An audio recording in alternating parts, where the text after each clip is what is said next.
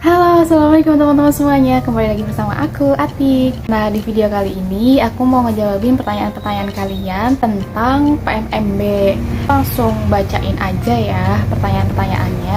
BTW aku pakai ini, jadi mungkin nanti aku sering gini-gini. Untuk pertanyaan yang pertama, ini ada dari Tavia Putri Dwi Cahyani. Kak, bisa skill tahapan buat bikin laporan magang PMMB-nya nggak, Kak? Aku dengar laporan PMMB harus menyelesaikan studi kasus perusahaan tersebut. Apakah iya?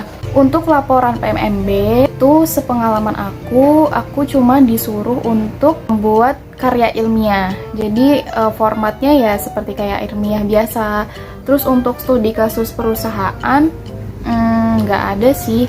Cuman nggak tahu ya, barangkali di perusahaan-perusahaan yang lain diberlakukan seperti itu. Jadi mungkin tergantung dari perusahaan dan penempatan perusahaan tersebut gitu. Oke, lanjut yang kedua, ada dari Tasya Rizka Sulfia. Thank you Kak, videonya mau tanya, untuk setahun penerimaannya berapa kali ya Kak? Ini ada hubungannya sama kampus Merdeka enggak Kak? Kalau lulus kuliahnya gimana? Setahun itu penerimaannya 2 kali. Karena masa magangnya itu 6 bulan, jadi penerimaannya itu 2 kali.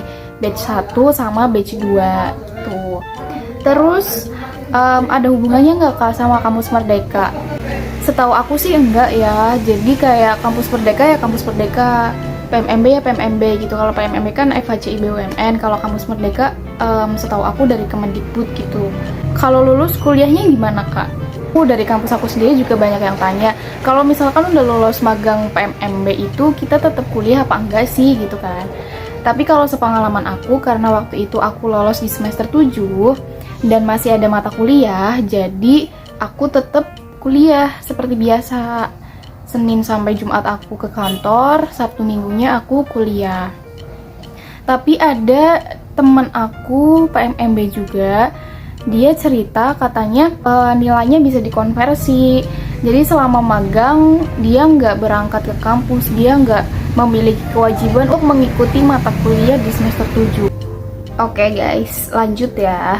Dari Nur Fadilah, Kak, kalau magang di tempat yang bukan BUMN, apakah akan mendapatkan sertifikat kompetensi juga? Kalau di FHCI BUMN, khususnya PMMB, itu pasti akan mendapatkan sertifikat kompetensi. Kalau sama penyelenggara magang yang lain, aku kurang tahu apakah mendapatkan sertifikat atau tidak gitu. Mungkin nanti di next video aku bakal ngebahas juga penyelenggara-penyelenggara magang yang bisa teman-teman ikuti selain dari PMMB, FHCI, BUMN. Huswan Faliah Putri, Kak izin bertanya, kalau keterima kuliahnya bagaimana Kak? Tadi aku udah jelasin, kalau misalkan lolos tergantung dari kampusnya teman-teman, apakah nilai magangnya bisa dikonversi atau enggak. Kalau misalkan enggak ya nasibnya sama kayak aku, tetap magang ya tetap kuliah gitu. Kak, apa benar di PMMB ada penugasan laporan gitu? Ya, betul sekali. Jadi di PMMB ini pasti ada laporannya, dan laporannya itu bentuknya seperti karya ilmiah biasa gitu, nggak terlalu yang memberatkan banget kok. Jadi santai aja. Oke, lanjut. Aprilia Intan, Kak kuliahnya kalau magang berarti harus libur dulu ya? Enggak sih. Jadi kalau balik lagi yang tadi aku ceritain, kalau misalkan di kampus teman-teman itu nilai magangnya bisa dikonversi, ya alhamdulillah teman-teman di semester itu cuma fokus magang. Tapi kalau misalkan di kampusnya teman-teman nggak bisa dikonversi nilainya, ya mau nggak mau kalian harus tetap mengikuti mata kuliah tersebut. Tapi beda lagi kalau misalkan udah di semester 8 nih. Kalau di semester 8 kan udah nggak ada mata kuliah sama sekali, cuma fokus skripsi. Nah, itu mungkin lebih bisa meringankan daripada teman-teman mengikutinya di semester 7 gitu. Dari Viasari, Kak kalau soal penempatan lokasi magang itu gimana? Jauh nggak dari lokasi tempat tinggal?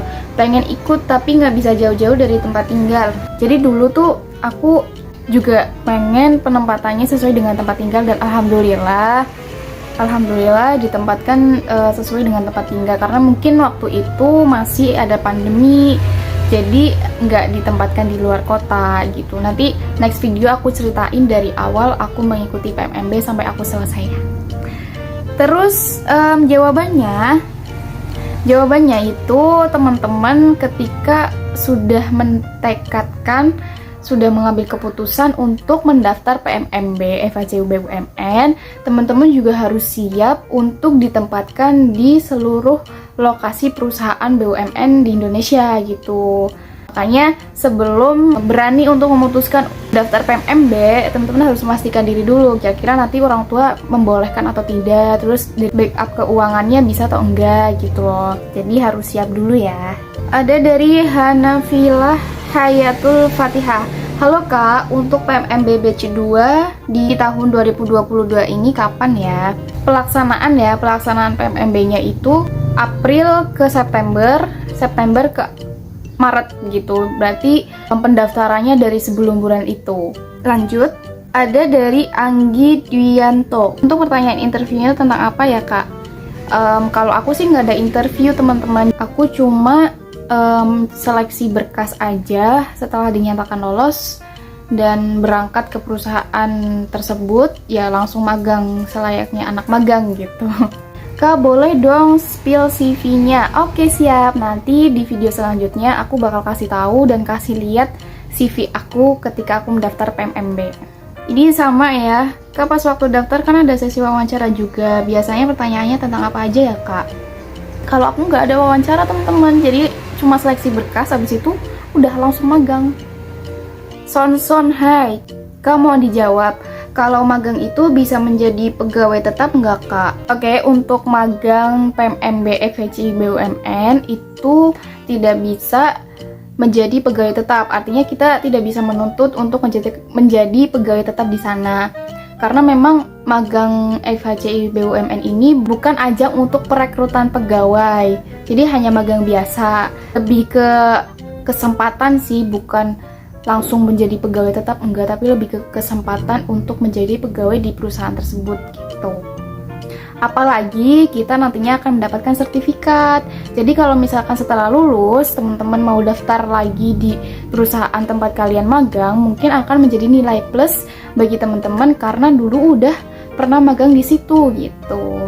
Oke, segitu aja teman-teman video kali ini, semoga bermanfaat dan aku mau ucapin juga selamat bagi teman-teman yang sudah lolos di batch 1 tahun 2022. Semoga teman-teman di perusahaan tempat kalian magang bisa mendapatkan banyak ilmu dan tentunya nanti bisa dipraktekkan ketika sudah memasuki dunia kerja yang sesungguhnya. Dan buat teman-teman yang belum lolos, tenang aja, masih ada batch 2. Oke? Jadi harus tetap semangat. Tunggu video-video aku selanjutnya ya. Jangan lupa subscribe. Dah, Assalamualaikum warahmatullahi wabarakatuh.